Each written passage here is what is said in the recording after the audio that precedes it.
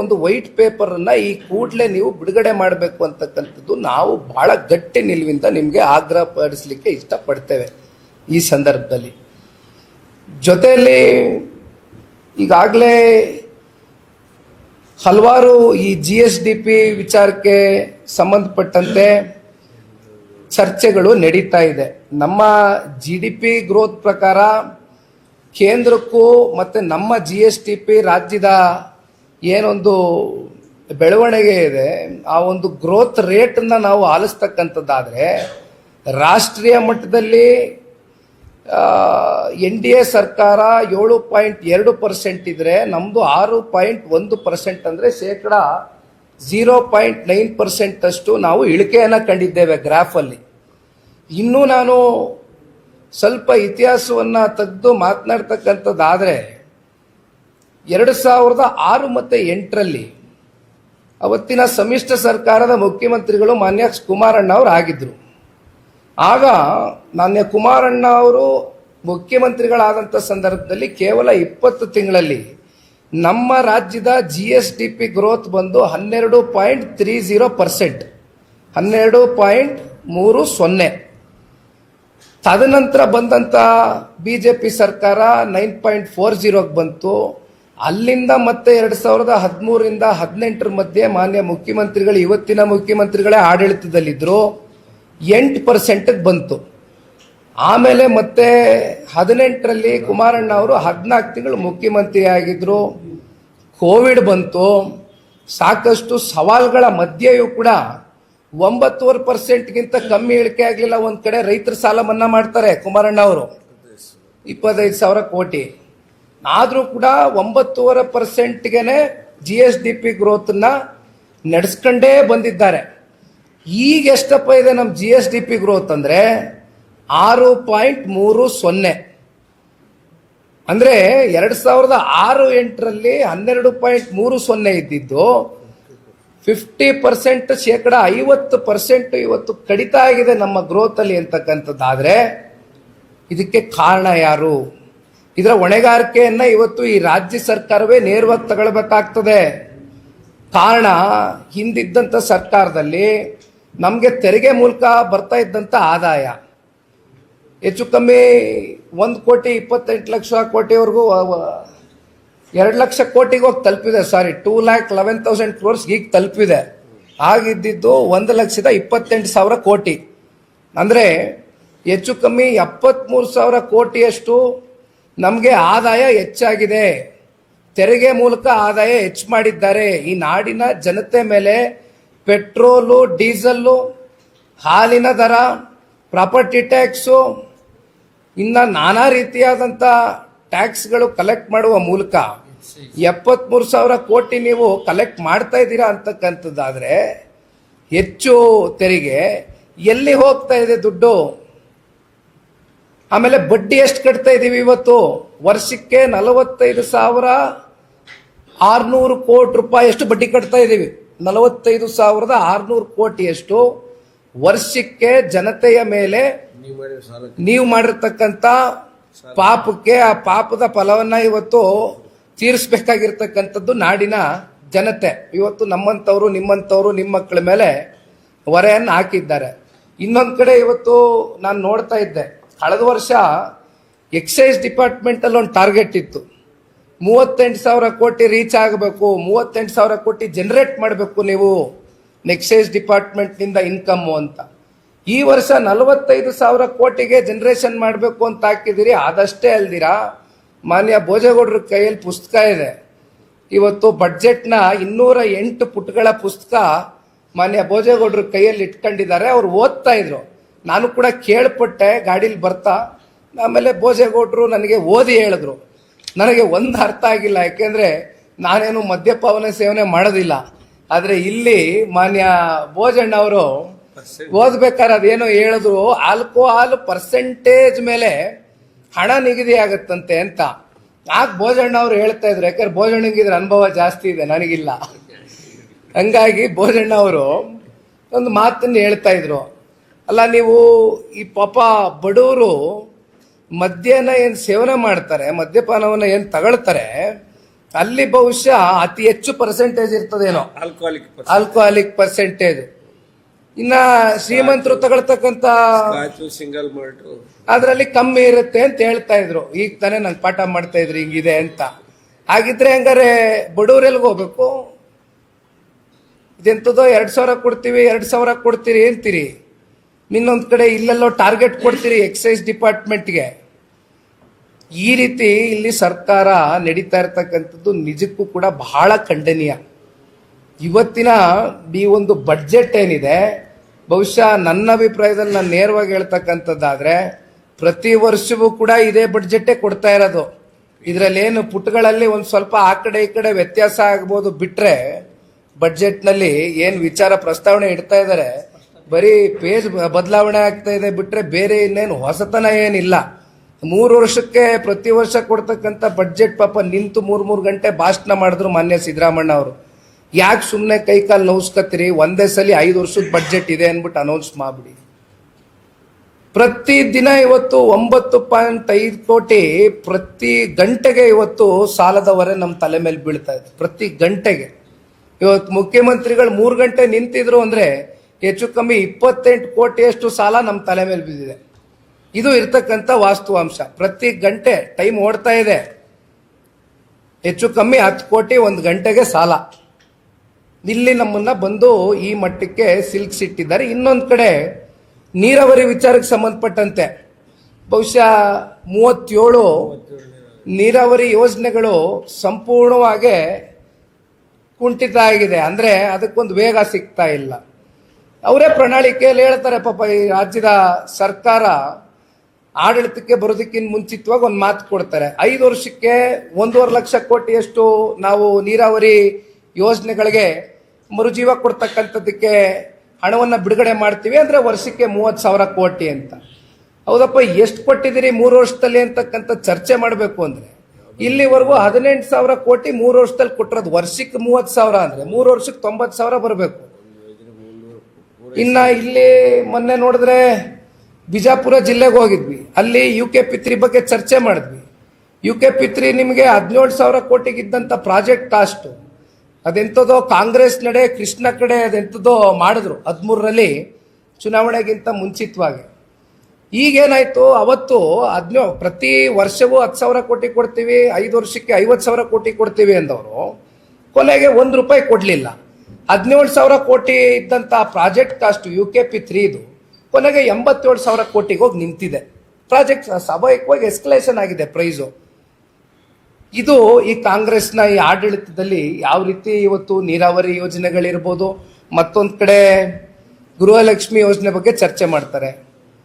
ಅದು 10 ತಿಂಗಳ ಕಂತು ಕೊಟ್ಟರು, 12 ತಿಂಗಳು ಕಂತು ಕೊಡ್ಲಿಲ್ಲ. ಅಲ್ಲಿ ನೋಡಿದ್ರೆ ಬಂದು ಸದನದೊಳಗಡೆ ಕೊಟ್ಟಿದ್ದೀವಿ ಅಂತ ಹೇಳಿದ್ರು. ಕೊನೆಗೆ ಆ 5,000 ಕೋಟಿ ಅದು ಎಲ್ಗೋಯ್ತೋ ಗೊತ್ತಿಲ್ಲ, ಆ ದೇವರೇ ಬಲ್ಲ. 1,28,000 ಜನ ಮಹಿಳೆಯರಿದ್ದಾರೆ ಈ ರಾಜ್ಯದಲ್ಲಿ. 2 ತಿಂಗಳು ಕಂತು ಕೊಡಬೇಕು ಅಂದ್ರೆ ಹೆಚ್ಚು ಕಮ್ಮಿ 5,000 ಕೋಟಿ ಕೊಡಬೇಕು. ಎಲ್ಲಿಗೋಯ್ತು 5,000 ಕೋಟಿ? ಉತ್ತರ ಕಟ್ತಕ್ಕಂಥವ್ನು ಯಾವನು ಇಲ್ಲ ಈ ಸರ್ಕಾರದಲ್ಲಿ. ಸದನದ ಒಳಗಡೆ ಚರ್ಚೆ ಆಗಿದೆ. ಕನ್ಸರ್ನ್ಡ್ ಮಿನಿಸ್ಟ್ರು ಸದನದ ಒಳಗಡೆ ರೆಕಾರ್ಡ್ಸ್ ಇದೆ, ಸುಳ್ಳು ಹೇಳ್ತಾರೆ, ಸಿಕ್ಕಾಕೊಂಡಿದ್ದಾರೆ. ಈ ಮಟ್ಟಕ್ಕೆ ಇಷ್ಟು ಬೇಜವಾಬ್ದಾರಿತನದಿಂದ ನಡ್ಕೊಳ್ತಕ್ಕಂಥವ್ರು ಈ ಪಕ್ಷದಲ್ಲಿ ಇರ್ತಕ್ಕಂಥ ಈ ಸರ್ಕಾರದಲ್ಲಿ ಇರ್ತಕ್ಕಂಥ ಮಂತ್ರಿಗಳು. ಜೊತೆಯಲ್ಲಿ ಸಾರಿಗೆ ಇಲಾಖೆ, ಬಹುಶಃ ಬೆಳಗ್ಗೆ ತಾನೇ ಸಾರಿಗೆ ಇಲಾಖೆಯ ಕನ್ಸರ್ನ್ಡ್ ಅಧಿಕಾರಿ ಒಬ್ರು, ಯಾಕೆಂದ್ರೆ ಈ ಬುಕ್ಕಲ್ಲಿ ನಾವು ಒಂದು ಪ್ರಿಂಟ್ ಮಾಡಿದ್ವು, ನೆನ್ನೆವರೆಗೂ ಇದ್ದಂತ ಒಂದು ಮಾಹಿತಿ ನಮಗೆ 4,200 ಕೋಟಿ ರೂಪಾಯಿಯಷ್ಟು ಸಾರಿಗೆ ಇಲಾಖೆಗೆ ಸರ್ಕಾರ ಹಣವನ್ನು ಒದಗಿಸಬೇಕು ಅಂತಕ್ಕಂಥದ್ದು ಇಲ್ಲಿವರೆಗೂ ಇದ್ದಂತ ಮಾಹಿತಿ. ಬೆಳಗ್ಗೆ ಸ್ವತಃ ಸಾರಿಗೆ ಇಲಾಖೆಯ ಅಧಿಕಾರಿ ಒಬ್ರು ಹೇಳ್ತಾರೆ 5,500 ಕೋಟಿಯಷ್ಟು ಹಣ ನಮಗೆ ಬಾಕಿ ಉಳ್ಕೊಂಡಿದೆ, ನಮಗೆ ಸರ್ಕಾರ ಕೊಡಬೇಕು, ಇಲ್ಲ ಅಂದ್ರೆ ನಡೆಸೋದು ಕಷ್ಟ ಇದೆ ಸಾರಿಗೆ ಇಲಾಖೆಯನ್ನ ಅಂತ. ಇನ್ನ ಬೆಸ್ಕಾಂ ಪರಿಸ್ಥಿತಿ ಎಲ್ಲಿ ಬಂದಿದೆ? ಬೆಸ್ಕಾಮು, ಎಸ್ಕಾಮು, ಚೆಸ್ಕಾಂಗಳು ಇಡೀ ದೇಶದಲ್ಲಿ ಬೇರೆ ಬೇರೆ ರಾಜ್ಯಗಳಲ್ಲಿ ಡೆಸ್ಕಾಂಗಳು ಚೆನ್ನಾಗೇ ನಡೀತಾ ಇದೆ. ಆದ್ರೆ ನಮ್ಮ ರಾಜ್ಯದಲ್ಲಿ ಯಾಕೆ ಈ ಒಂದು ಅಧೋಗತಿಗೆ ಬಂದು ತಲುಪಿಸಿದ್ದಾರೆ ನಮ್ಮ ರಾಜ್ಯ ಸರ್ಕಾರ? ಇದಕ್ಕೆ ಉತ್ತರ ಕೊಡ್ತಕ್ಕಂಥವ್ನು ಯಾರು? ಆಮೇಲೆ ನಿಮಗೆ ಮಾತೆತ್ತಿದ್ರೆ ಸಾಮಾಜಿಕ ನ್ಯಾಯ ಅಂತೀರಿ. ಮಾನ್ಯ ಮುಖ್ಯಮಂತ್ರಿಗಳು ಅಹಿಂದ ನಾಯಕರು ಅಂತ ಚರ್ಚೆ ಮಾಡ್ತೀರಿ. ಎಲ್ಲೋಗಿದೆ ಅಹಿಂದ ನಾಯಕರು? ನಾನು ಕೇಳಲಿಕ್ಕೆ ಇಷ್ಟಪಡ್ತೀನಿ. SCP TSP ಹಣ ಮೊದಲನೇ ವರ್ಷ 11,500 ಕೋಟಿ, ಎರಡನೇ ವರ್ಷ 14,000 ಕೋಟಿ, ಮೂರನೇ ವರ್ಷ 11,500 ಕೋಟಿ, 37ರಿಂದ 38,000 ಕೋಟಿ SCP TSP ಹಣದಿಂದ ದಲಿತ ಕೆರೆ ಅಭಿವೃದ್ಧಿಗಳಿಗೆ ಇಟ್ಟಿರ್ತಕ್ಕಂಥ ಹಣ. ಜೊತೆಯಲ್ಲಿ ಗಂಗಾ ಕಲ್ಯಾಣ ಯೋಜನೆ, ಪರಿಶಿಷ್ಟ ಜಾತಿ ಪರಿಶಿಷ್ಟ ವರ್ಗದ ಅವರ ಒಂದು ಜಮೀನುಗಳಿಗೆ ಬೋರ್ವೆಲ್ ಹೊಡಿಸ್ಕೊಳ್ತಕ್ಕಂಥದಕ್ಕೆ 45,000 ಜನ ರೈತರು, ಇವತ್ತು ಹಿಂದುಳಿದಿರ್ತಕ್ಕಂಥ ಪರಿಶಿಷ್ಟ ಜಾತಿಯ ರೈತರು ಇವತ್ತು ಕಾಯ್ಕೊಂಡು ಕೂತಿದ್ದಾರೆ. ಬರೀ ಕಾಗದದ ಮೇಲೆ ನೀವು ಕ್ಲಿಯರೆನ್ಸ್ ಕೊಟ್ಟಿದ್ದೀರಿ. ಕಾರ್ಯರೂಪಕ್ಕೆ ಬಂದಿದೆಯಾ ಇದು? ಗುರ್ತು ಮಾಡಿದ್ರೆ ಅಷ್ಟೇ. ಎಲ್ಲಿಗೆ ಹೋಗ್ತಾ ಇದೆ? ಗುರ್ತು ಮಾಡಿದೀರಾ ಅಷ್ಟೇ. 45,000 ಜನ ನಿಂತ್ಕೊಂಡಿದ್ದಾರೆ ಇವತ್ತು ಲೈನ್ನಲ್ಲಿ. ಇಂಥ ಅನೇಕ ವಿಚಾರಗಳು ಇವತ್ತು ಈ ಪುಸ್ತಕದಲ್ಲಿ ಇವತ್ತು ಬಿಡುಗಡೆ ಮಾಡಿರ್ತಕ್ಕಂಥದ್ದು. ಒಟ್ಟಾರೆ ಆಗಿ ಇವತ್ತು ಮಾನ್ಯ ಮುಖ್ಯಮಂತ್ರಿಗಳು ಸಾಲರಾಮಯ್ಯನಾಗಿ ಇವತ್ತು ಹೊರಹೊಮ್ಮಿದ್ದಾರೆ ಹೊರತುಪಡಿಸಿ ಸಾಲದ ಸುನಾಮಿಯಲ್ಲಿ ನಮ್ಮನ್ನ ಇವತ್ತು ಈಜಾಡ್ತಕ್ಕಂಥದ್ದಕ್ಕೆ ನಮ್ಮ ಇಡೀ ರಾಜ್ಯದ ಜನತೆಗೆ ಇವತ್ತು ನಮಗೆ ಸಂಕಷ್ಟದ ದಿನಗಳನ್ನ ಎದುರು ನೋಡ್ತಕ್ಕಂಥದ್ದಕ್ಕೆ ಕೊಟ್ಟಿರ್ತಕ್ಕಂಥ ಬಹುದೊಡ್ಡ ಗಾತ್ರದ 4,48,000 ಗಾತ್ರದ ಬಡ್ಜೆಟ್ನಲ್ಲಿ ಅತಿ ಹೆಚ್ಚು ಸಾಲವನ್ನ ಮಾಡಿ ಇವತ್ತು ನಮ್ಮ ತಲೆಗೆ, ನಿಮ್ಮ ತಲೆಗೆ, ನಿಮ್ಮ ಮಕ್ಕಳ ತಲೆಗೆ ಈ ಸಾಲದ ಹೊರೆಯನ್ನ ಹೊರಿಸಿದ್ದೀರಾ ಅಂತಕ್ಕಂಥದ್ದು ಒಂದು ಬಿಟ್ರೆ ಬಹುಶಃ ಇನ್ನೇನು ಈ ಬಡ್ಜೆಟ್ನಲ್ಲಿ ಇಲ್ಲ. ದಯಮಾಡಿ ಮತ್ತೆ ಕೊನೆಯದಾಗಿ ಹೇಳ್ತೇನೆ, ಕಾಂಟ್ರಾಕ್ಟರ್ ಬಿಲ್ಲು ಕೂಡ 37,000 ಕೋಟಿ ಪಾವತಿ ಆಗಿಲ್ಲ. ಅದರಲ್ಲಿ ಸಣ್ಣ ಕಾಂಟ್ರಾಕ್ಟರ್ಗಳು, ಮಧ್ಯಮ ಕಾಂಟ್ರಾಕ್ಟರ್ಗಳು ಬಹಳ ಜನ ಇವತ್ತು ಸಿಲ್ಕಿದ್ದಾರೆ.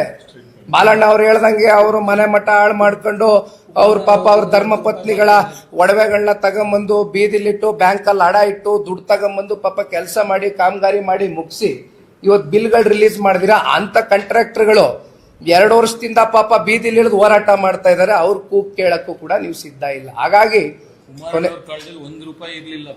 ಕೊನೆಯದಾಗಿ ನಾನು ಹೇಳ್ತಕ್ಕಂಥದ್ದು ಇಷ್ಟೇ, ದಯಮಾಡಿ ಸರ್ಕಾರಕ್ಕೆ ಒಂದು ಕಿಂಚಿತ್ತು ಏನಾದ್ರೂ ಮಾನ ಮರ್ಯಾದೆ ಅನ್ನೋದಿದ್ರೆ ಶ್ವೇತಪತ್ರವನ್ನ ಇರ್ತಕ್ಕಂಥ ರಾಜ್ಯದ ಆರ್ಥಿಕ ಪರಿಸ್ಥಿತಿ ಏನಿದೆ, ಸತ್ಯತೆ ವಸ್ತುಸ್ಥಿತಿಯನ್ನ ದಯಮಾಡಿ ರಾಜ್ಯದ ಜನತೆಯ ಮುಂದೆ ಇಡಬೇಕು ಅಂತಕ್ಕಂಥದ್ದು ನಾವೆಲ್ಲರೂ ಕೂಡ ಪಕ್ಷದ JDLP ನಾಯಕರ ನೇತೃತ್ವದಲ್ಲಿ ಮಾನ್ಯ ಬೋಜಣ್ಣ ಅವರು ಜೊತೆಯಲ್ಲಿದ್ದಾರೆ. ಎಲ್ಲ ಮೇಲ್ಮನೆ ಕೆಳಮನೆ ಶಾಸಕರುಗಳು ಸೇರಿದ್ದೀವಿ. ನಾವೆಲ್ಲರೂ ಕೂಡ ಬಹಳ ಗಂಭೀರವಾಗಿ ಆಗ್ರಹಿಸ್ತೀವಿ. ಧನ್ಯವಾದ. ಸಾಲದ ಬಗ್ಗೆ ಮಾತಾಡಲಿಕ್ಕೆ ಪರಮೇಶ್ವರ್ ಏನ್ ಹೇಳಿದ್ರೆ 25% ಏನು ಮಿತಿ ಇದೆ, ಆರ್ಥಿಕ ಪರಿಸ್ಥಿತಿ ಕಾಪಾಡ್ಕೊಂಡು ನಾವು ಮಾಡಿದೀವಿ. ಕೇಂದ್ರದ ಸರ್ಕಾರದ ಸಾಲದ ಮಿತಿ ಮೀರಿಲ್ವಾ, ಅದ್ರ ಬಗ್ಗೆ ಯಾಕೆ ಮಾತಾಡಲ್ಲ ವಿಪಕ್ಷಗಳು ಅಂತ ಹೇಳ್ತಾರೆ. ನೋಡಿ, ಇಲ್ಲಿ ಮತ್ತೆ ಏನಾಗ್ತದೆ, ಇವರು ಇಂಟರ್ನಲ್ ಅಡ್ಜಸ್ಟ್ಮೆಂಟ್ಸ್, ಈ ಬುಕ್ ಅಡ್ಜಸ್ಟ್ಮೆಂಟ್ಸ್ ಹೆಂಗೆ ಅಕೌಂಟಿಂಗ್ ಅಲ್ಲಿ ಮಾಡ್ತಾ ಹೋಗ್ತಾರೆ, ಆ ತರ ಇಲ್ಲಿ ಇಂಟರ್ನಲ್ ಅಡ್ಜಸ್ಟ್ಮೆಂಟ್ಸ್ ಸುಮ್ಮನೆ ಮೂಗುಕ್ ತುಪ್ಪ ಸವರ್ತಕ್ಕಂಥದ್ದಕ್ಕೆ ಕೇವಲ ಈ ಬಡ್ಜೆಟ್ ರಿಲೇಟೆಡ್ಗೆ ಇವತ್ತು ಬಹುಶಃ 0.5% ಅಷ್ಟು ಹೆಚ್ಚು ಕಮ್ಮಿ ನೀವು ಹೇಳ್ದಂಗೆ ಮಿತಿ ಬಂದ್ಬಿಟ್ಟಿದೆ ಹತ್ರ.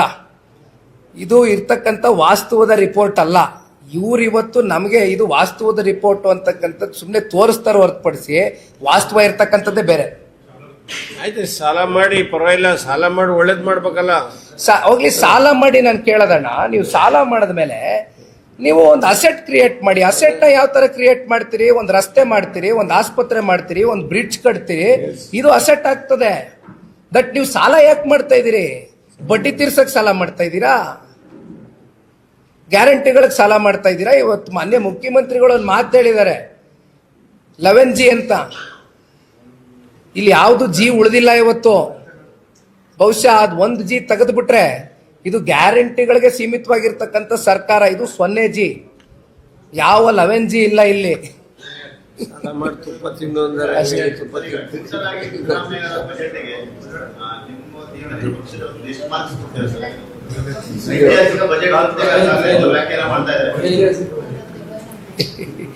ಹೌದೌದು, ಐತಿಹಾಸಿಕವಾದಂತ ಬಡ್ಜೆಟ್. ವ್ಯಾಲ್ಯೂಯೇಷನ್ ಮಾಡಿದ್ರೆ ಆ ಪೇಪರ್ನಲ್ಲಿ ಒಳ್ಳೆ ಉತ್ತರ ಇದ್ರೆ ಅದು ಸರಿಯಾದ ಮಾರ್ಕ್ಸ್ ಕೊಡ್ಬೋದು. ಅದು ಕ್ವಶನ್ ಉತ್ತರನೇ ಇಲ್ಲಿ, ಜನರಿಗೆ ಭಾವನೆಗಳಿಗೆ ಉತ್ತರನೇ ಇಲ್ಲಿದ್ಮೇಲೆ ಏನ್ ಮಾರ್ಕ್ಸ್ ಕೊಡಕ್ಕಾಗತ್ರಿ? ಈಗ ನೋಡೋಣ, ಒಂದು ಬಡ್ಜೆಟ್, ರಾಜ್ಯದ ಬಡ್ಜೆಟ್ ಯಾವ ದೃಷ್ಟಿಯಿಂದ ಮಾಡ್ತೀರಿ? ಜನರ ಹಿತಾಸಕ್ತಿ, ಜನರಿಗೆ ಏನಾದ್ರೂ ಜೀವನದಲ್ಲಿ ಒಳ್ಳೇದ್ ಮಾಡ್ತಕ್ಕಂಥ ದೃಷ್ಟಿಯಲ್ಲಿ ಒಳಿತನ್ನ ಮಾಡ್ತಕ್ಕಂಥ ದೃಷ್ಟಿಯಲ್ಲಿ ಬಡ್ಜೆಟ್ಗಳಾಗಬೇಕು. ಮಾಡ್ಕೊಡ್ಬೋದು. ಇಲ್ಲಿ ಜನಗಳಿಗೆ ರಕ್ತ ಈರ್ತಾ ಇದೀರಿ. ಬೆಲೆ ಏರಿಕೆ ಜನ ಓಡಾಡಕ್ ಆಗ್ತಾ ಇಲ್ಲ. ಇವತ್ತು ಮನೆಯಿಂದ ಆಚೆ ಹೆಜ್ಜೆ ಇಟ್ರೆ ರಕ್ತ ಇರ್ತೀರಿ, ಬೆಲೆ ಏರಿಕೆ ಮಾಡಿ.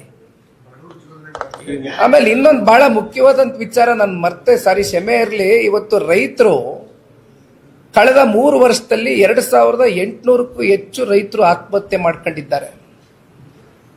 ಕೇಂದ್ರ ಸರ್ಕಾರ ಕಿಸಾನ್ ಸಮ್ಮಾನ್ ಯೋಜನೆ ಅಡಿ 6,000 ರೂಪಾಯಿ ಕೊಡ್ತಾ ಇದೆ ರೈತರಿಗೆ. ಹಿಂದಿದ್ದಂತ ರಾಜ್ಯ ಸರ್ಕಾರ 4,000 ರೂಪಾಯಿ ಕೊಡ್ತಾ ಇತ್ತಲ್ರಿ, ಕಿತ್ಕೊಂಡ್ರಲ್ಲ ಅದು.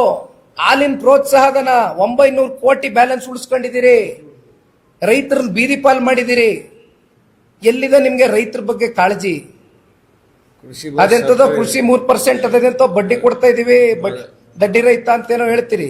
₹1 ಜಾಸ್ತಿ ಮಾಡಿಲ್ಲ. ಅಲ್ಲಿ ನೋಡಿದ್ರೆ ಅತಿವೃಷ್ಟಿ ಆಯ್ತು.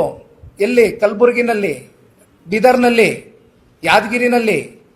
ಮುಖ್ಯಮಂತ್ರಿಗಳು ಕಲಬುರಗಿಯಲ್ಲಿ ಯಾವುದೋ ಒಂದು ಅವ್ರ ಪಕ್ಷದ ಒಂದು ಕಾರ್ಯಕ್ರಮಕ್ಕೆ ಬಂದಾಗ ಇನ್ನು ಅಲ್ಲಿರ್ತಕ್ಕಂಥ ಪಾಪ ಜಿಲ್ಲಾ ಉಸ್ತುವಾರಿ ಮಂತ್ರಿಗಳು, ಇಲ್ಲ ಸರ್ ಇಷ್ಟು ದೂರ ಬಂದಿದ್ದೀರಿ, ಸುಮ್ಮನೆ ಒಂದು ಹೆಜ್ಜೆ ಬಂದೋಗ್ಬಿಡಿ ಅಂದಿದ್ದಕ್ಕೆ ಬಂದು ಕಾಟಾಚಾರಕ್ಕೆ ಹೋದ್ರಲ್ಲ.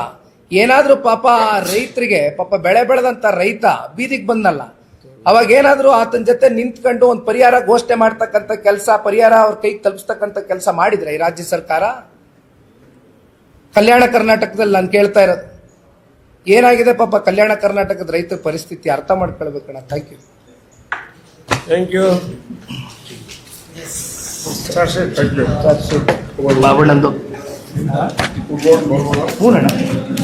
ಹೆಚ್ಚಿನ ವಿಡಿಯೋಗಳಿಗೆ ಪ್ರತಿಧ್ವನಿ ಯೂಟ್ಯೂಬ್ ಚಾನೆಲ್ ಸಬ್ಸ್ಕ್ರೈಬ್ ಮಾಡಿ, ಬೆಲ್ ಐಕಾನ್ ಕ್ಲಿಕ್ ಮಾಡಿ.